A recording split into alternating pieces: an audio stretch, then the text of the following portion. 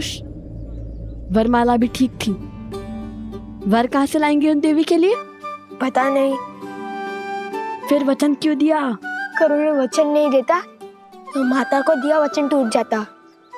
मिथिला नरेश के समक्ष स्पर्धा से पहले ही चले जाते। अब क्या करें? कुश,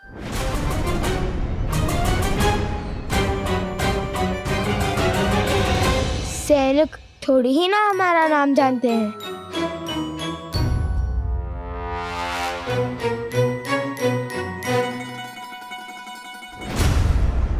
अच्छा, तो यहाँ छुपे बैठे हो?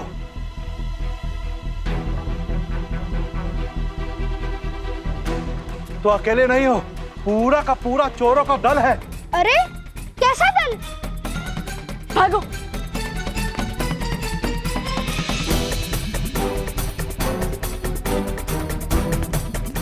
अरे महाशय, आप तो हमारे पीछे ही पड़ गए। कहा ना, मैंने आपका अश्व नहीं चुराया। मैंने आपके अश्व से अनुमति मांग ली थी। उसने हाँ में सर भी हिलाया। फिर भी आप हमसे क्रोधित हैं।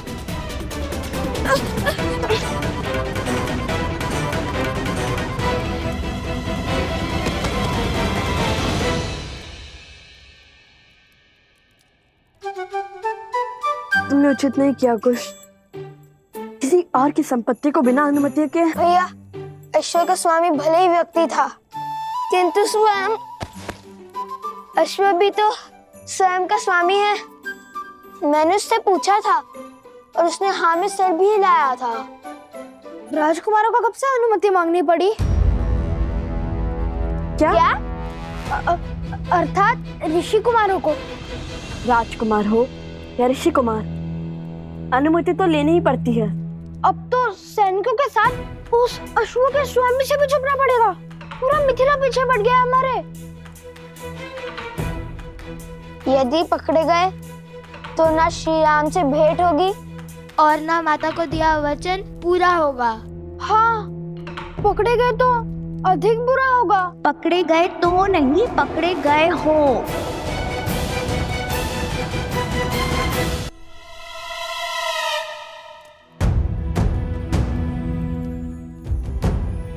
देवी आप? यहाँ कैसे? मिथिला वासी हूँ, चप्पा चप्पा के आते छिपने का।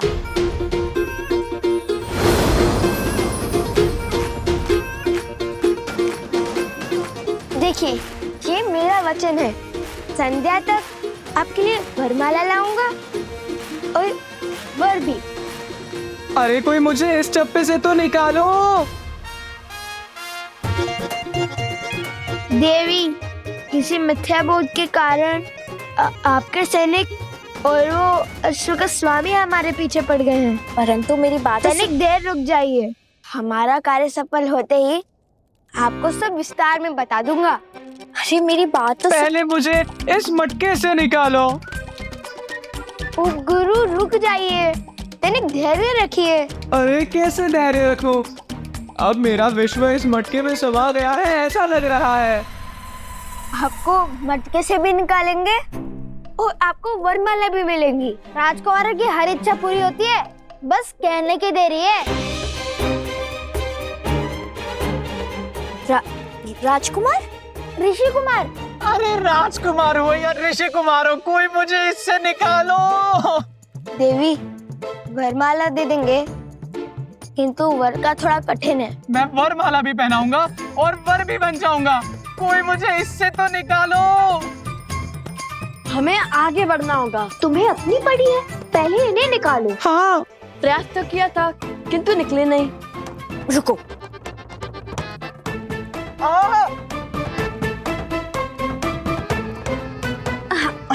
अच्छा बैठो बैठो।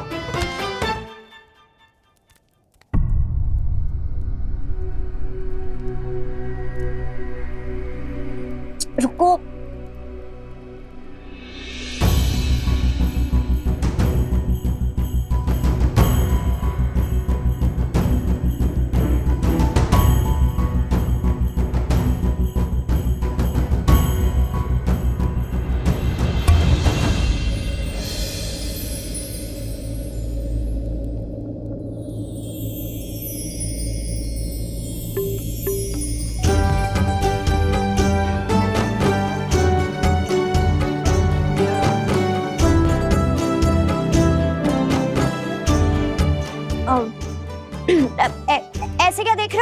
क्या मैं राक्षसी लग रही हूँ? अरे नहीं नहीं, ऐसी बात नहीं है। तो फिर कैसी बात है? अरे लज्जा आ रही है इन्हें, वो कभी इतनी सुंदर स्त्री देखी नहीं है ना। उन्होंने स्वयं कहा था वर भी है और वरमाला भी पहनाएंगे। यदि आप वरमाला पहनाएंगी तो मना नहीं करेंगे, है ना उपगुरु? तो क्या विचार है आपका उपगुरु? मिल गए।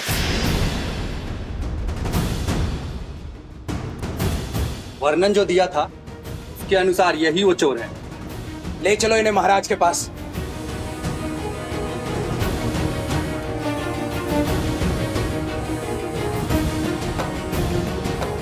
ऐसा साहस मिथिला के पुजारी, त्रिकाल के जमाता, वास्तव में समस्त मिथिला के जमाता है। आपने इनका अपमान करने का दुस्साहस कैसे किया सैनिक? क्षमा करें देवी प्रसूता, परंतु कोई बात नहीं।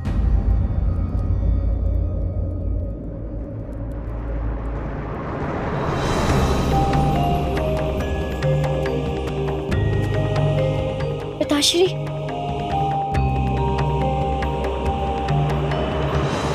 श्री त्रिकाल महोदय प्रणाम। मुझे भी अभी अभी पता चला है कि मेरी पुत्री ने इन महाशय का चयन किया है। शीघ्र विवाह संपन्न होगा।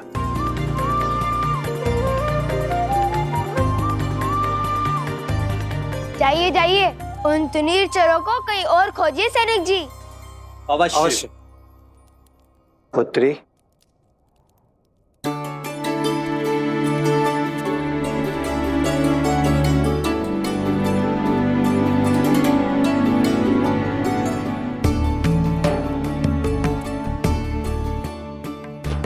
मैं अगस्त गोत्र का शिव उपासक त्रिकाल शरण शर्मा हूं। और ये मेरी पुत्री प्रसूता है। आप हमारे आवास पर अतिथि होकर पधारिए महाशय, और अपना परिचय दीजिए।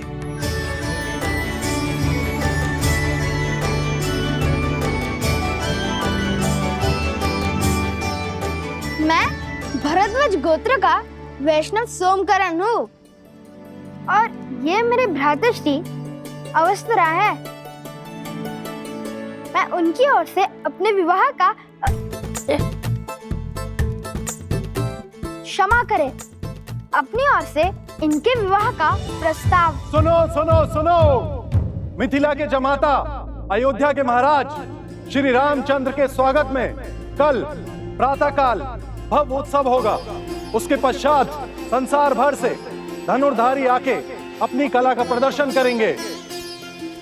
अब सब शुभ होगा और कल श्री राम से भेंट भी निश्चित है। हाँ भैया, कदाचित माता सीता भी उनके साथ हो।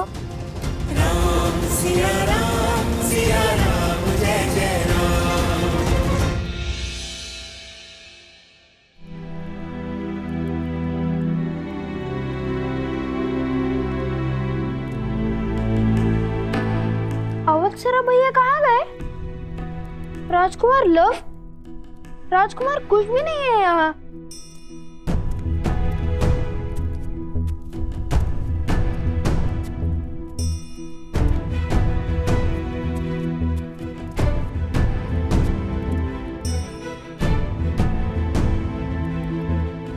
कहाँ गए ये? मुझे सताने में क्या आनंद आता है सबको। माता!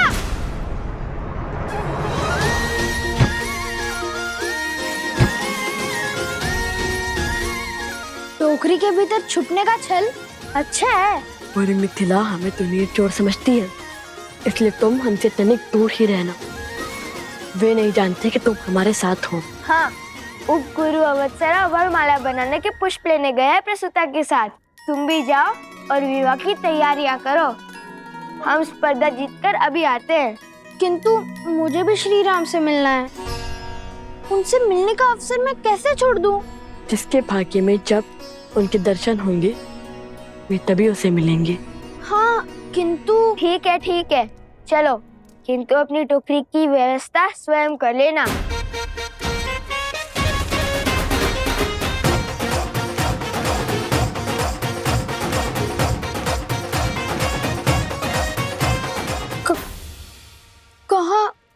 कहाँ है टोकरी? अरे यदि मुझे कोई पहचानता ही नहीं तो मुझे छुपने की क्या आवश्यकता है? मूर्ख बना गए मुझे।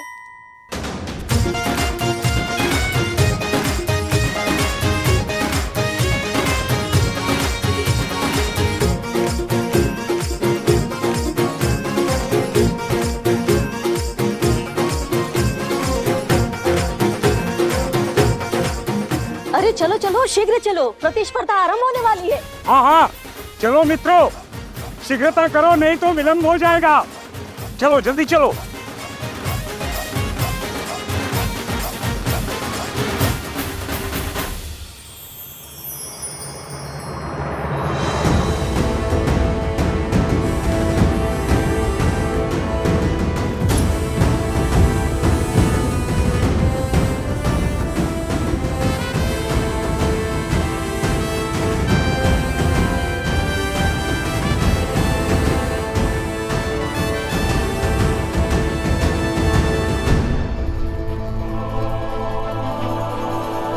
कदाचित किसी कुमार में सीता की बस एक झलक दिख जाए।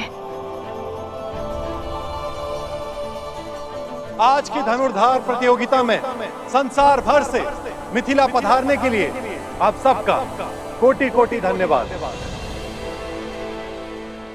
शीघ्र ही मिथिला नरेश की उपस्थिति में आप सबकी प्रतीक्षा का अंत होगा और स्पर्धा का आरंभ होगा। मिथिला नरेश महाराज जनक पधार रहे हैं। महाराज जनक की, महाराज जनक की, महाराज जनक की, महाराज जनक की, महाराज जनक की, महाराज जनक की। जनको मिथिलाधीशः सधर्मात्मा महेश्वरः, ज्ञानी च तपसा युक्तो धीरः शौर्यसमन्वितः, दिव्य ज्ञान विभूषितः, सिद्धि संपन्न एव च, विदेहेश्वस दुर्लभो लोकेष्वपि सुदुर्लभः। और आज महाराज जनक के साथ ही मिथिला की पावन धरा पर मिथिला के जमाता, रावण के मर्दक कौशल नरेश, धर्मपरायण, मर्यादा पुरुषोत्तम श्री राम के पट पड़ रहे हैं। मर्यादा पुरुषोत्तम श्री राम की शयन।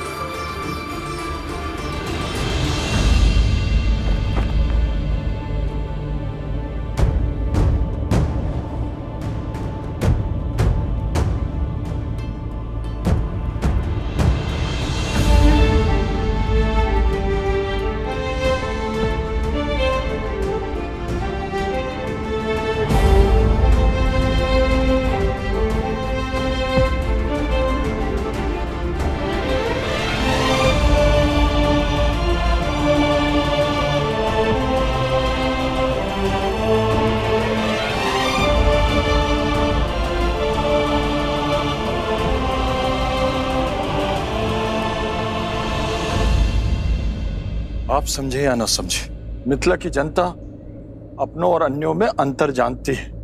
यही तो दुख है कुशाध्वज। मिथिला की ज्ञानी प्रजा भी धर्म अधर्म में अंतर नहीं पहचान पा रही। जिसने भी श्री राम को नहीं अपनाया वो धर्म से वंचित रह जाएगा। हमारी प्रजा का यह आवेश भी मेरी ही भूल है। कदाचित उन्हें आभास ही नहीं है कि मेरे हृदय में श्री राम के प्रति कोई द्वेष नहीं है, और जब उन्हें ज्ञात होगा तो संभवतः उनका क्रोध भी शांत हो जाएगा।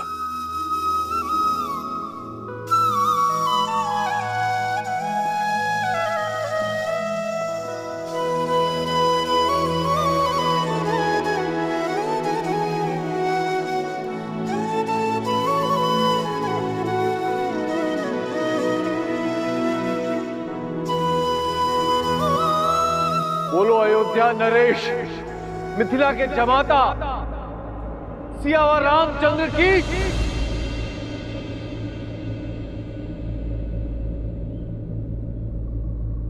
सियावर रामचंद्र की, सियावर रामचंद्र की, सियावर रामचंद्र की, सियावर रामचंद्र की, सियावर रामचंद्र की, सियावर रामचंद्र की, सियावर रामचंद्र की, सियावर रामचंद्र की, सियावर रामचंद्र की, सियावर रामचंद्र की, सियावर रामचंद्र की, सियावर रामचंद्र की, सियावर रामचंद्र की, सियावर रामचंद्र की, सियावर रामचंद्र की, लगता है श्री राम मंच पर आ गए। भैया मुझे इन्हें देखना है, शीघ्र चलिए ना। चलो।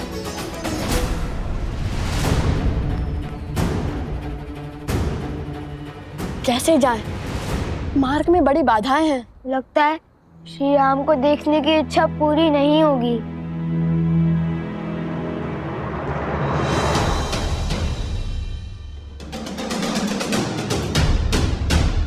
तुम्हारी इच्छा अवश्य पूर्ण होगी कुश। आओ मेरे साथ।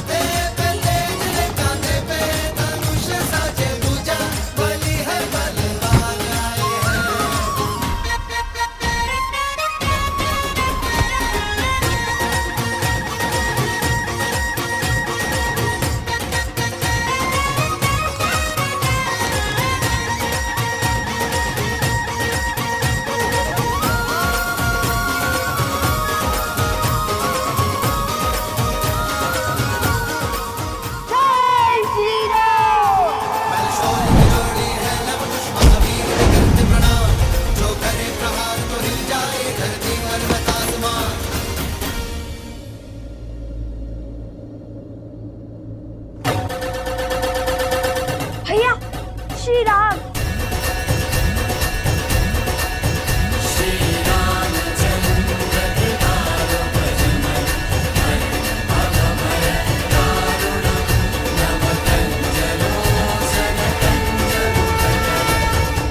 ध्वज के कारण श्री राम के दर्शन नहीं हो पा रहे हैं। भैया इस समस्या का समाधान अभी कर देता हूँ। नहीं कुश, ध्वज राज्य की गरिमा होती है, उनकी भावनाएं उससे जुड़ी होती हैं और प्रहार तो शत्रुओं के ध्वज पर भी नहीं करना चाहिए। कुश स्मरण है ना माता ने क्या सिखाया था? तन को छलनी करने से भी अधिक घातक है भावनाओं को तार तार करना। तन के घाव भर जाते हैं, मन के नहीं। हनुमान जी होते तो कितना अच्छा होता। पवन देव से कहकर इस तीव्र वायु को रोक देते। यदि माता ने महाराज जनक से मिलने के लिए मना न किया होता तो दर्शन तो क्या, अभी तक तो भेंट भी हो चुकी होती श्री राम से। किंतु तुमने उचित कहा कुश, पवन देव कहकर इस तीव्र वायु को रोक देते हनुमान जी। हे पवन देव, भक्त को भगवान से रोकना प्यासे को जल से दूर रखने के समान है। हमने भी आपके पुत्र हनुमान जी की भांति श्री राम की अनन्य भक्ति की है। इतने संकट पार कर हम यहाँ आए हैं।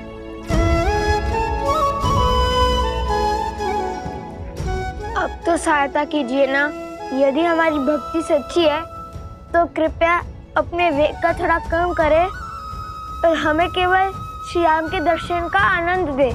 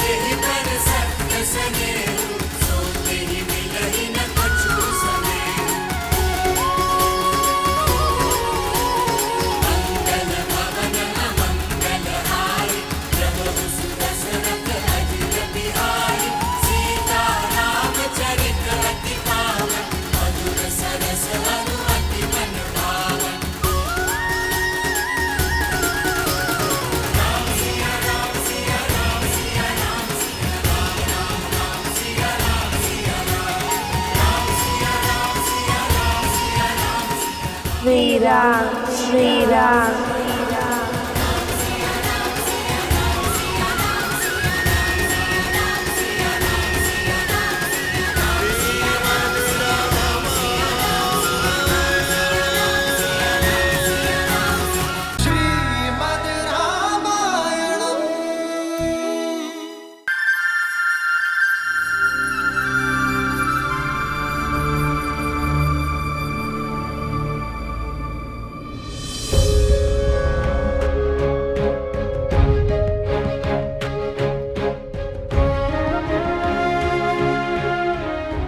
महाराज, आपके नेत्र उन ऋषि कुमारों को खोज रहे हैं। हाँ श्री राम, उनके मिथिला में आने का प्रमाण तो मिल ही चुका है। वो तुनीर, अवश्य ही वो यहीं कहीं होंगे। फिर चिंता किस बात की? ऐसी प्रतिस्पर्धा कोई धनुर्धर नहीं छोड़ेगा। आप स्पर्धा का शुभारंभ कीजिए महाराज। वो बालक अवश्य भाग लेंगे। हम अवश्य भाग लेंगे कुश।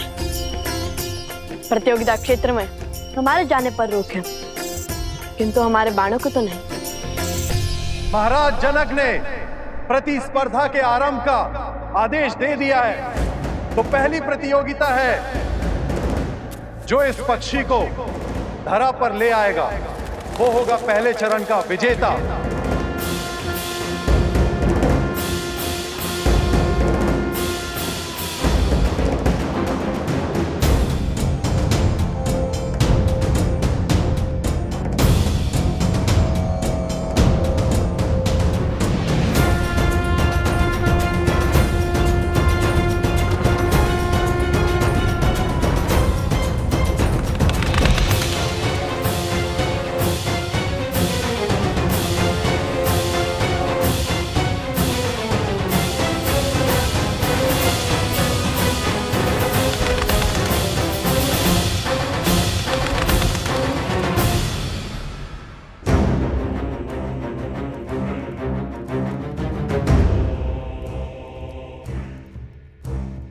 यही आ पहुंचा। वहां जाता हूँ जैसे आया था।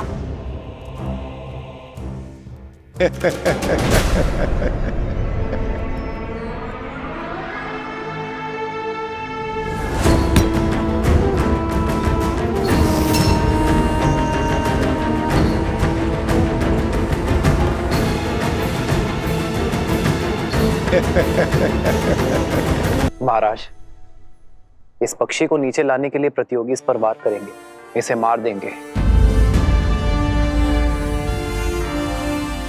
धर्म की रक्षा के लिए वध करना केवल देवताओं का कार्य है। आत्म सुरक्षा के लिए वध करना मनुष्य का कार्य है। भोजन के लिए वध करना पशुओं का कार्य है, किंतु केवल मनोरंजन के लिए या सामर्थ्य के प्रदर्शन के लिए वध करना केवल और केवल राक्षसों का कार्य है।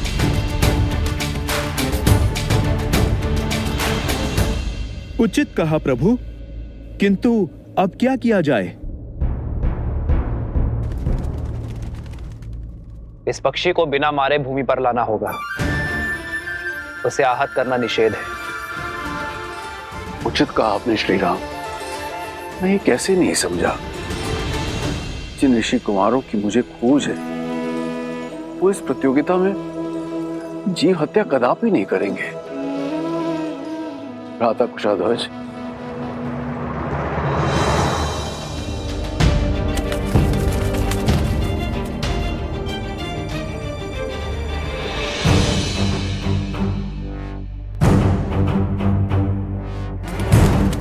प्रभु, बिना पक्षी को आहत किए कैसे नीचे लाएंगे वो? ये तो नन्हे बालक जान पड़ते हैं।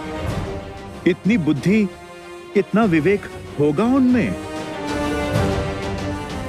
प्रभु, कहीं प्रयास में ही पक्षी आहत हो गया तो?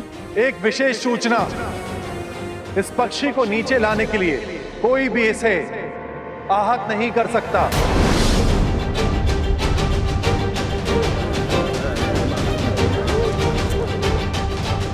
अरे बिना वार किए नीचे कैसे लाएंगे?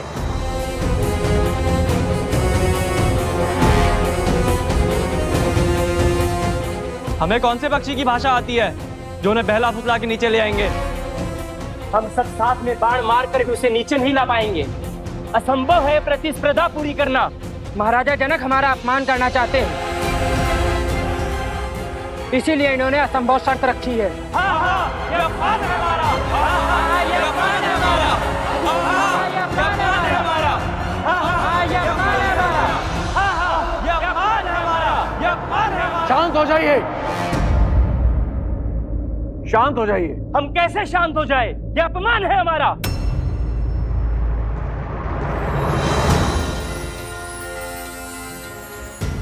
जय श्री राम। भैया वो देखिए, हनुमान जी, हनुमान जी। जय हनुमान, जय बजरंगबली। धन्य हो गए हम। पहले प्रभु श्री राम और अब हनुमान जी के भी दर्शन हो गए हमें। अब पर माता सीता के दर्शन हो जाए। राम नाम से सागर में पत्थर तैर गए महाशय, और आप कहते हैं बिना मारे पक्षी को नीचे लाना असंभव है। प्रतियोगिता का नियम है तो उसे पूरा करने वाला भी होगा, अन्यथा हार मान के अपने ध्वज को लज्जित करके आप चले जाइए यहां से।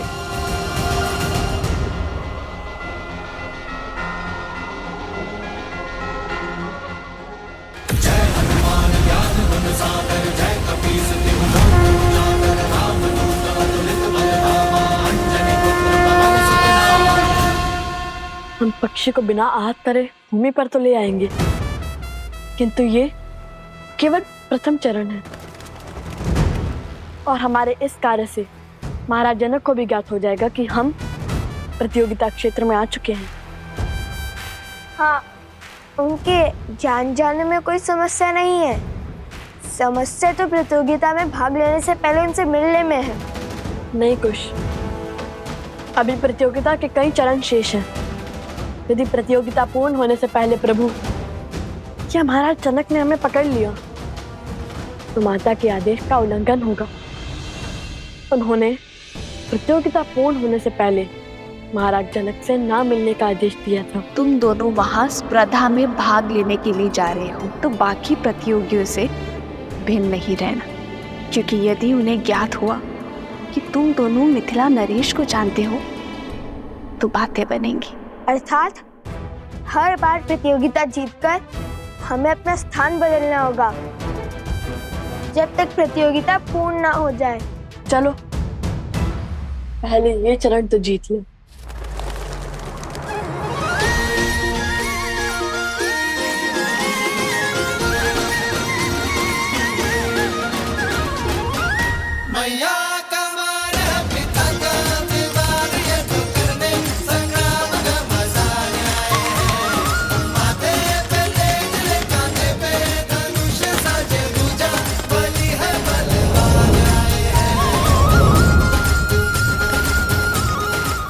अभी नहीं कुछ, उसे तनिक हमारे महाराज के निकट तो आने दो।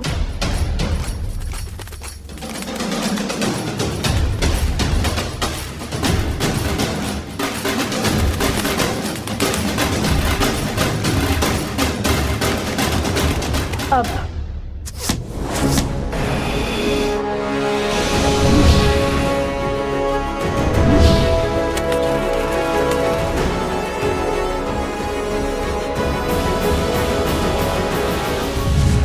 वो देखिए तीर।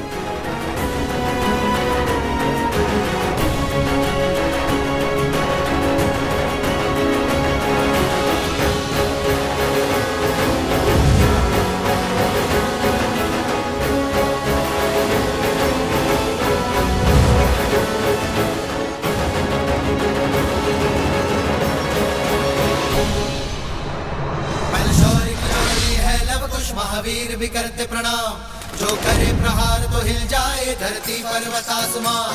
बल शौर्य की जोड़ी है लव कुश महावीर भी करते प्रणाम, जो करे प्रहार तो हिल जाए धरती पर्वत आसमान। धनुष उठावे प्रत्यंचा जो करे बाण संधान, तो इनमें दिखे सीता का धीरज बल जैसे श्री राम।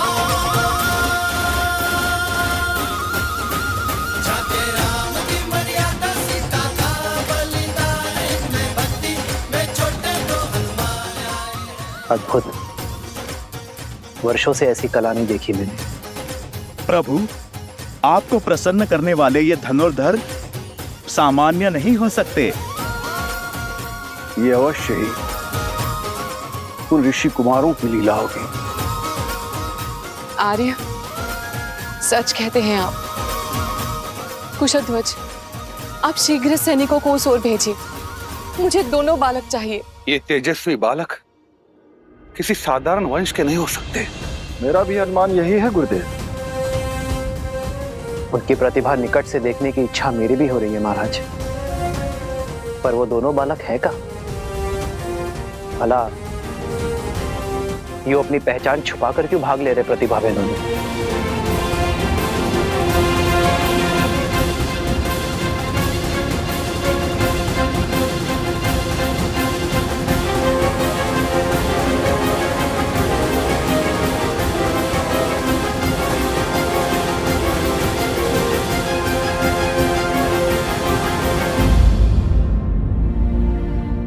मुझे पूर्ण विश्वास है कि ये वही वीर बालक है, किंतु ये छुप छुप किस प्रथा में भाग क्यों ले रहे हैं? उन बालकों को खोजना चाहते हैं तो प्रतिस्पर्धा आगे बढ़ाइए महाराज।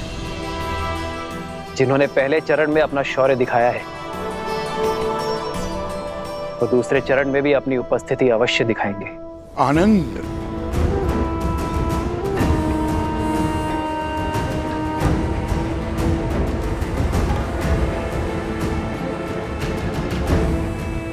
कोई बात नहीं,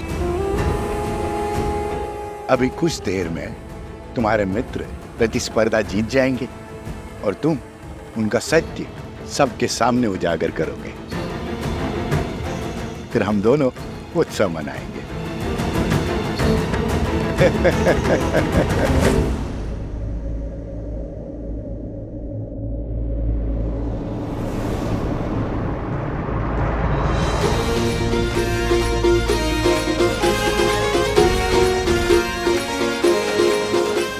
जाओ वहां, खोजो उन्हें।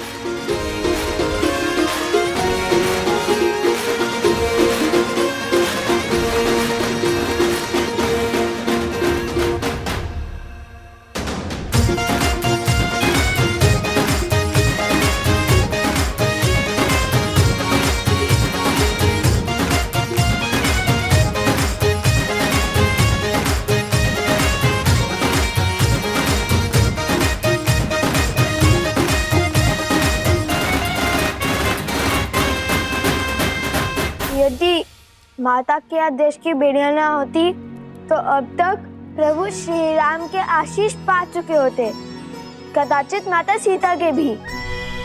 माता ने प्रतियोगिता पूर्ण होने से पहले महाराज जनक के समक्ष न आने का आदेश इसलिए दिया था ताकि महाराज जनक को कोई पक्षपाती न समझे,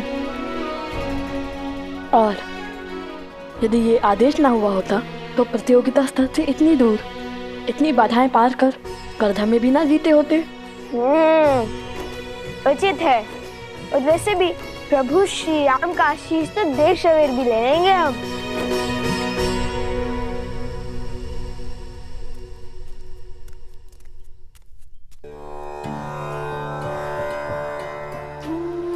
कितने सुंदर और अनोखे पुष्प हैं वन देवी।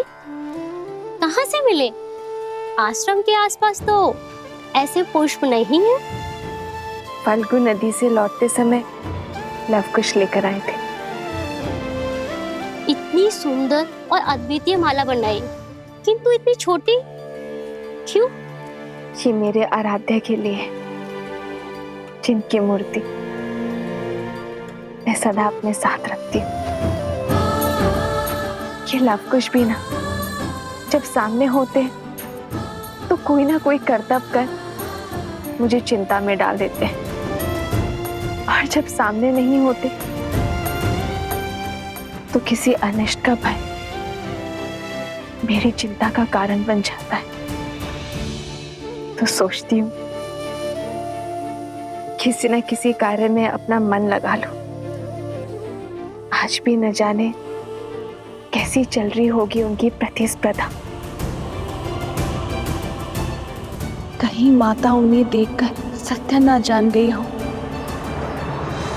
तो अब समय आ गया है इस प्रतियोगिता के दूसरे चरण का आरंभ करने का। देखते हैं इस चरण में कौन जीतता है, वो जो हमारे समक्ष हैं या वो जो गुप्त हैं, जिनके केवल बाण ही हमारे समक्ष हैं। श्री राम, लव कुश की प्रतिभा को देखते हुए ऐसा प्रतीत हो रहा है कि इस प्रतियोगिता के स्तर को बढ़ाना होगा। आपके क्या विचार है?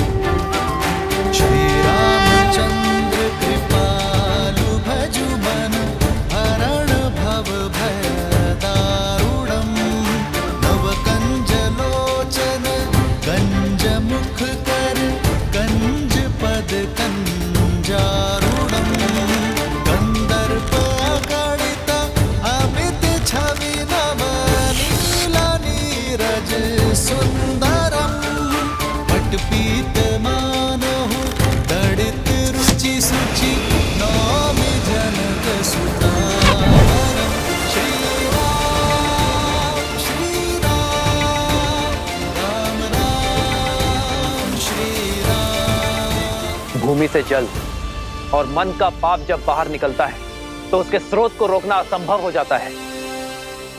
आज जो धनुर्धारी इस जल के स्रोत को रोक पाएगा वही वास्तव में महान कहलाएगा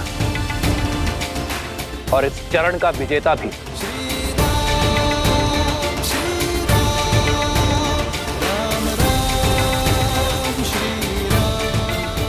भूमि से निकले जल को रोकना कठिन होगा। अत्यंत कठिन कार्य है श्री राम। किसी भी भूमि से जल निकालना गुरु अपने शिष्य को अवश्य सिखाते हैं, किंतु धरा से निकलते जल को रोकना ये हर किसी के बस की बात नहीं है।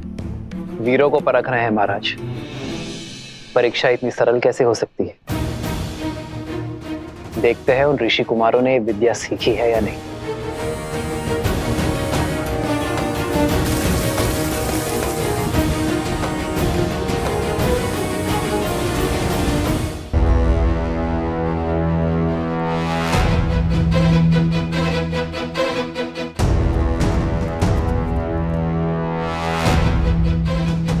भैया, बिना माटी कंकड़ के इस धरती से निकलते जल को कैसे बंद करेंगे? असंभव।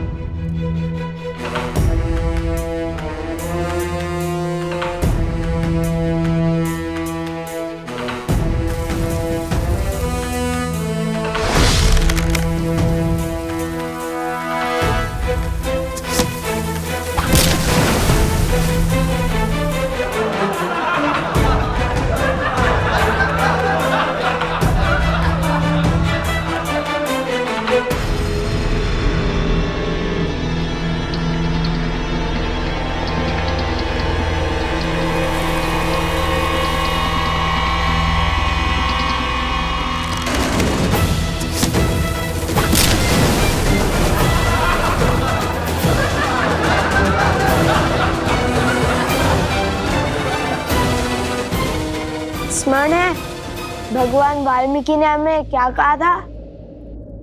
ईश्वर कोई कठिनाई ऐसे ही नहीं देता, इसका हल संभव ना हो।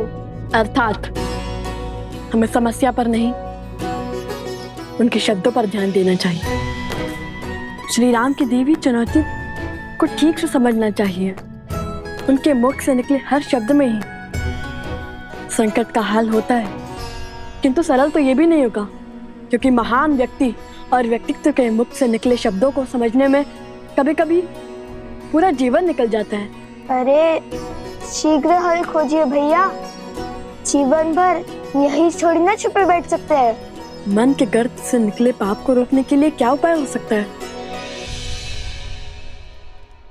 ईश्वर की कृपा, और क्या।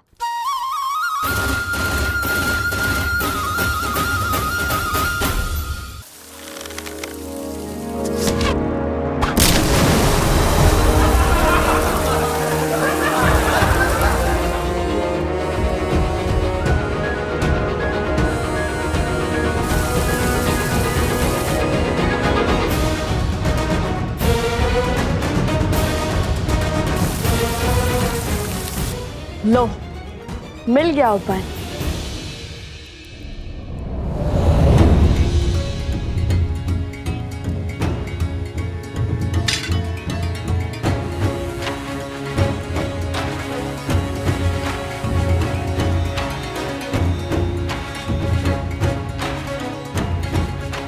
जल का प्रभाव नीचे से ऊपर है, तो उसे रोकने के लिए हमें उसका विपरीत अर्थात ऊपर से दबाव बनाना होगा। और श्री राम नाम के अतिरिक्त कौन है जो पाप के ज्वार और बहती जलधारा को रोक सके? अब इस जलधारा के मुख पर हमारे ईश्वर श्री राम नाम की मोहर लगेगी।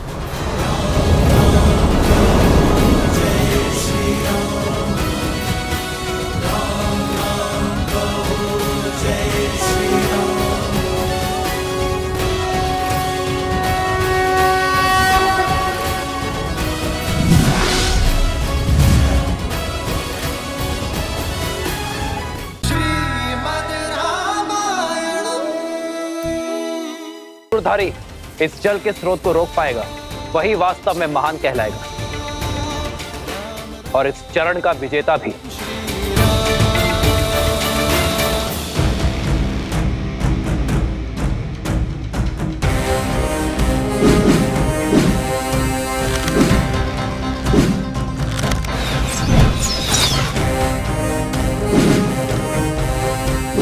अरे वो रहे ऋषि कुमारों।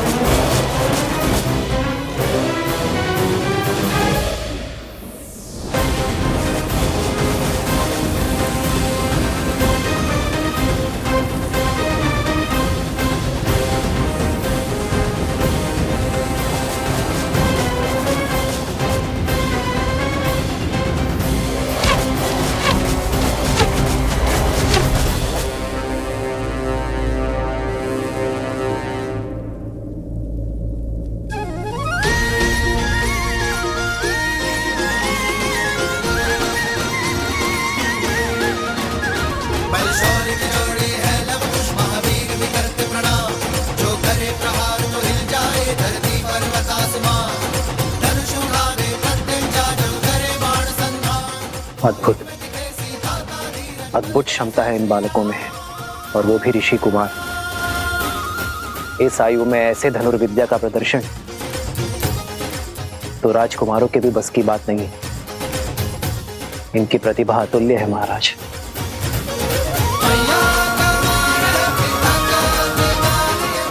अरे रुको,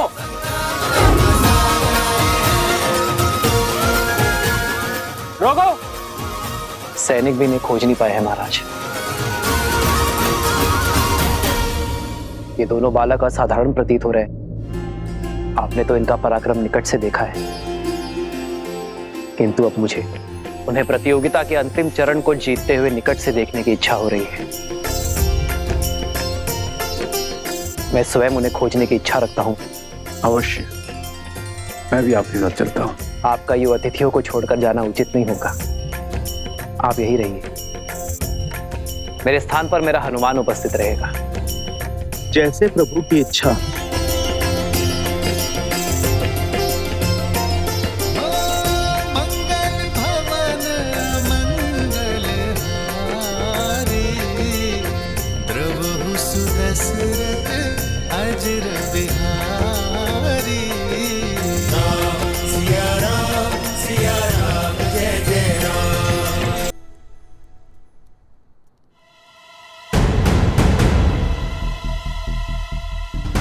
कुश, चलो प्रतियोगिता क्षेत्र के तनिक निकट चलते हैं।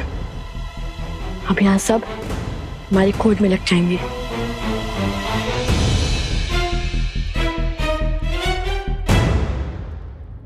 अद्भुत धनुर्विद्या का प्रमाण देते हुए हमारे गुप्त प्रतियोगी ने दूसरा चरण जीत लिया है, और इसी के साथ हम आ पहुंचे हैं इस स्पर्धा के आखिरी चरण में। अब देखना यह है कि इस अंतिम चरण में वो हमारे समक्ष आते हैं या नहीं। तो ध्यान से सुनो, इस चरण में महाराज जनक का अश्व, जिसे आसपास के सभी 12 राज्यों में सबसे तीव्र होने का गौरव प्राप्त है, उसे बिना क्षति पहुंचाए रोक पाएगा, वो होगा प्रतिस्पर्धा का विजेता।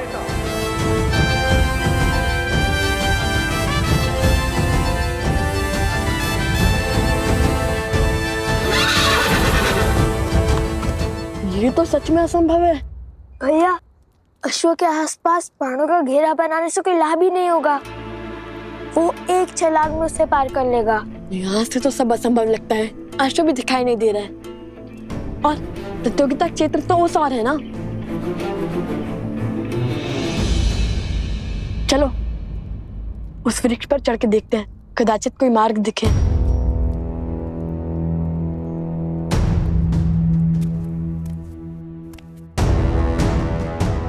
सैनिक आ रहे, धनुष छुपाओ। ये लो।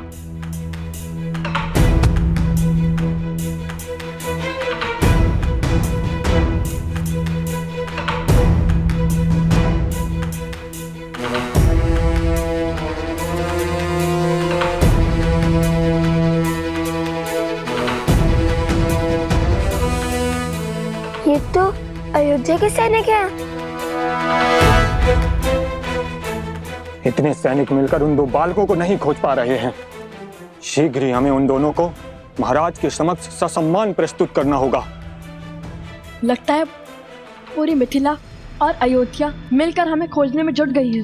वो देखो, मिथिला के सैनिक जिन्हें हमने माटी में स्नान करवाया था।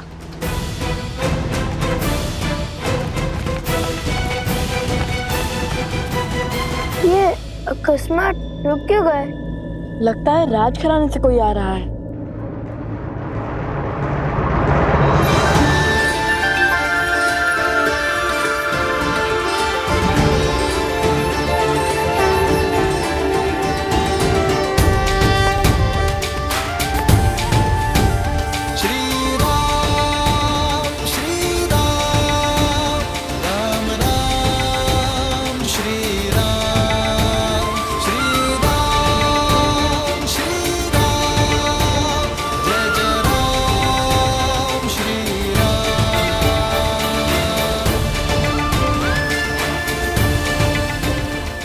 अंततः भक्त को भगवान के दर्शन मिल ही गए।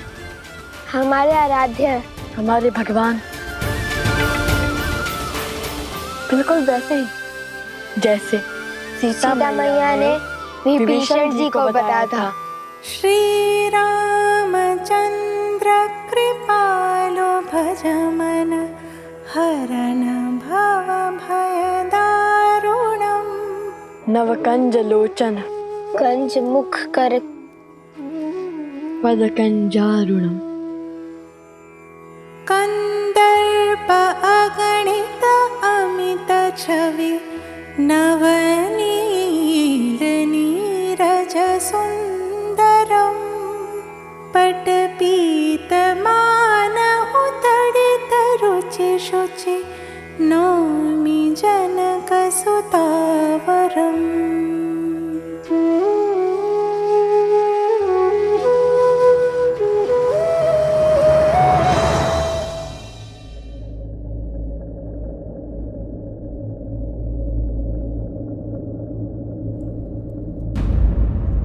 कुश,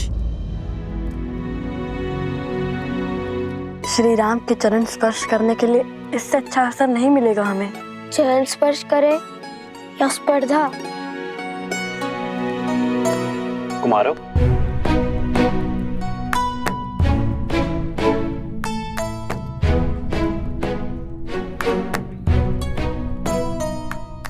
आभास होता है ये भार बहुत अधिक है।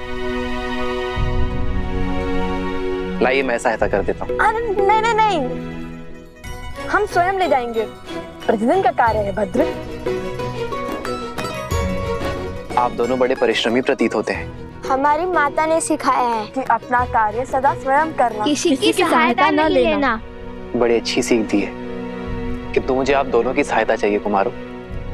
क्या आपने हाथों में धनुष लिए 2 ऋषि कुमारों को देखा है? केश भी लंबे हैं उनके। हाँ हाँ, उस ओर गए वो दोनों ऋषि कुमार।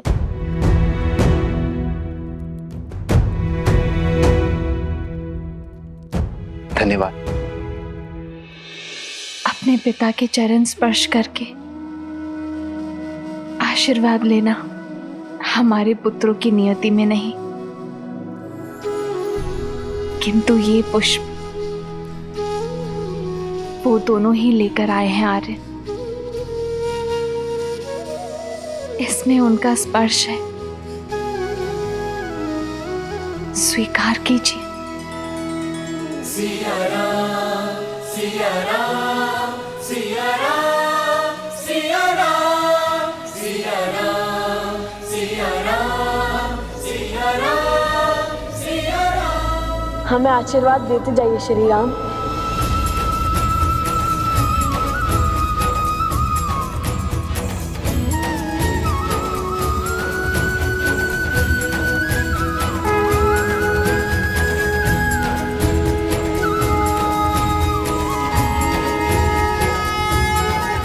आदर्श और मर्यादा की है ये कथा महापावनम।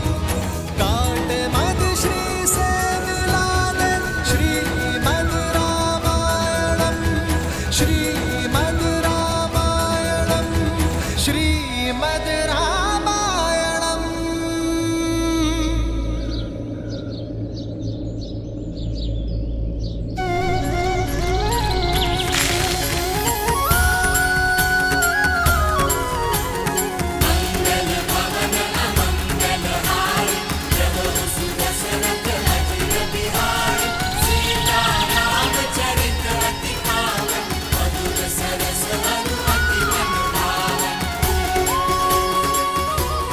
प्रसन्न रहो।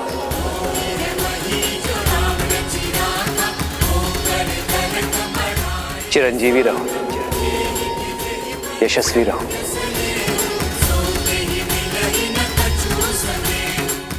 ये कैसा अद्भुत आभास है। अब तक जिस मन को चिंता घेरी हुई थी, अब वो अचानक आनंदमय कैसे हो गया। कैसा शुभ संकेत है ये।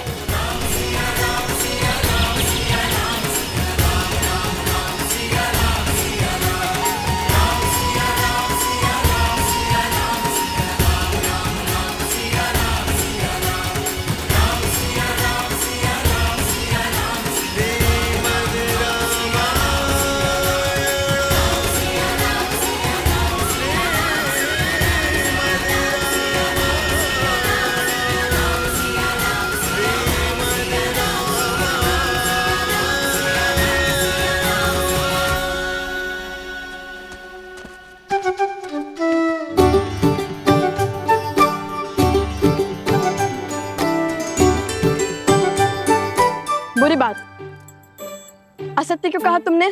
हम तो यही हैं। सत्य और मैंने तो केवल इतना ही कहा था कि वो 2 ऋषि कुमार उस ओर से आए थे और हम भी तो उसी ओर से आए, तो हम भी थे ना उसी ओर से। सत्य को तर्क में मत उलझाओ कुश। श्री राम से असत्य कहा है तुमने। प्रतियोगिता जीतने के बाद जब हम प्रभु श्री राम से मिलेंगे तो हमें उनसे क्षमा मांगनी होगी, समझे तुम? समझ गया भ्राता श्री। अब चलिए, वहाँ कोई सैनिक नहीं है। चलो।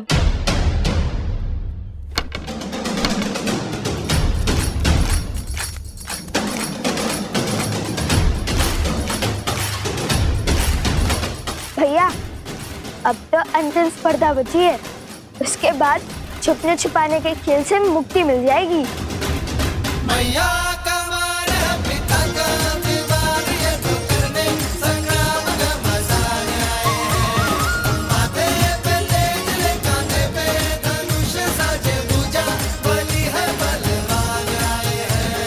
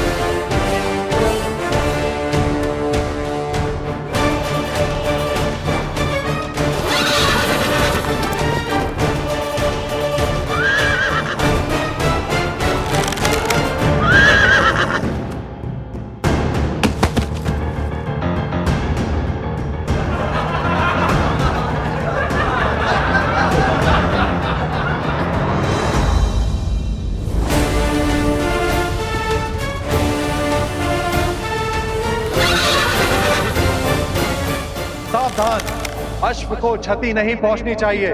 जानता हूं, मैं तो केवल इसे भयभीत कर रहा था।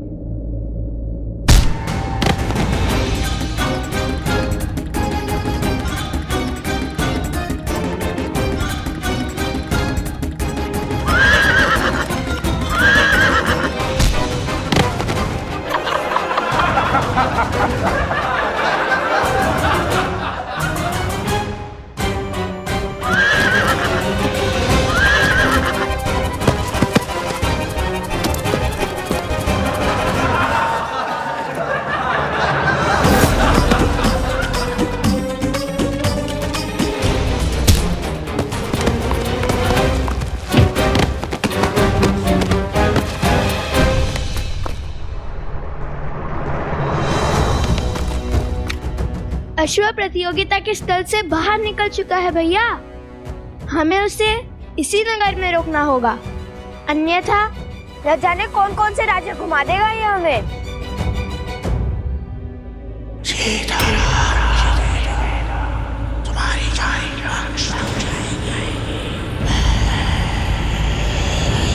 ये किस राक्षसी शक्ति का आभास हुआ मुझे? आर्य सुमंत। जी महाराज। आप सैनिकों को लेकर उस ओर जाइए, मैं यहां देखता हूं। जी महाराज। भैया मुझसे लक्ष्य तो भेज दिया, किंतु इस अश्व को कैसे रोकेंगे? श्री राम से क्षण भर की भेंट भी जन्मों के संकट टाल देती है। तुम देखना, उनके दर्शन का लाभ अवश्य मिलेगा हमें। किंतु उन्होंने तो कभी कोई अश्व नहीं रोका था। रोका था क्या?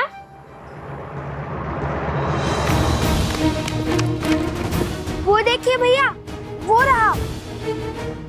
कुछ सोचिए भैया, कैसे रोके इस अश्व को? यदि हमें मार्ग नहीं दिख रहा तो हम उसके मार्ग का अवरोध बन जाएंगे। सज्जो कुछ फिर विचार कर लीजिए भैया, मुझे तो ये बड़ा क्रोधित लग रहा है। सोचो कुछ, श्री राम ने क्या कहा था? उन्होंने तो कहा था प्रसन्न रहो, संतुष्ट रहो और चिरंजीवी रहो। किंतु इस अश्व को पकड़ने में क्या संतुष्टि, क्या प्रसन्नता होगी भैया? प्राणी प्रसन्न और संतुष्ट कब होता है? मैं तो तब संतुष्ट रहता हूँ जब मेरा पेट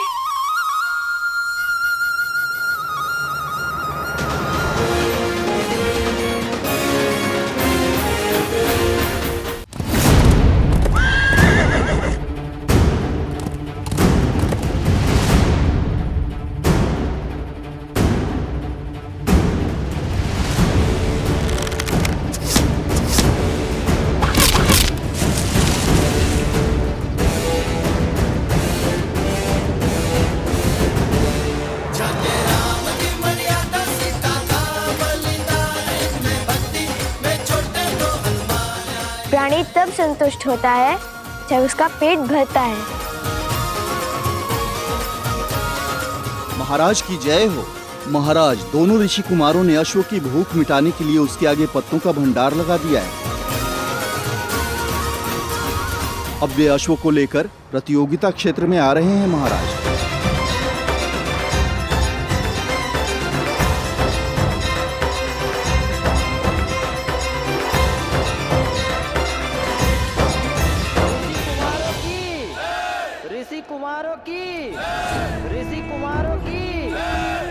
लगता है तुम्हारे मित्र स्पर्धा जीत गए हैं। समय आ गया है जब उस प्रतियोगिता क्षेत्र में उन्हें पुरस्कार मिल रहा होगा। तब पूरे नगर के समक्ष तुम्हें उन्हें जीवन का सबसे बड़ा आघात देना होगा।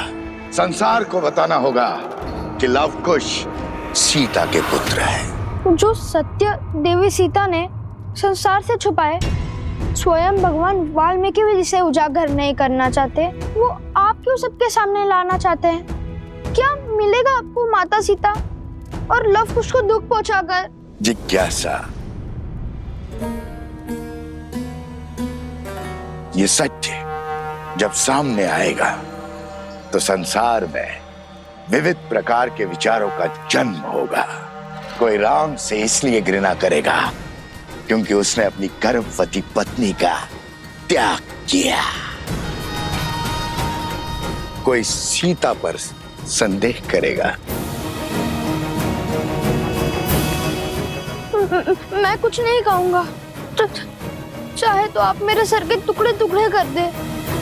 लगता है मुझे अपनी मायावी शक्तियों से ही तुमसे अपनी बात मनवानी पड़ेगी।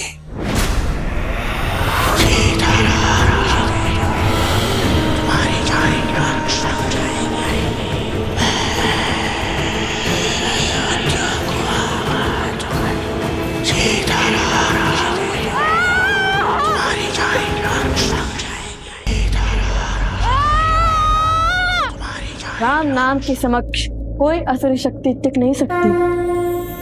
राम, राम, राम, राम, राम, राम, राम, राम, राम, राम, मौन हो जाओ मूर्ख बालक। राम, राम।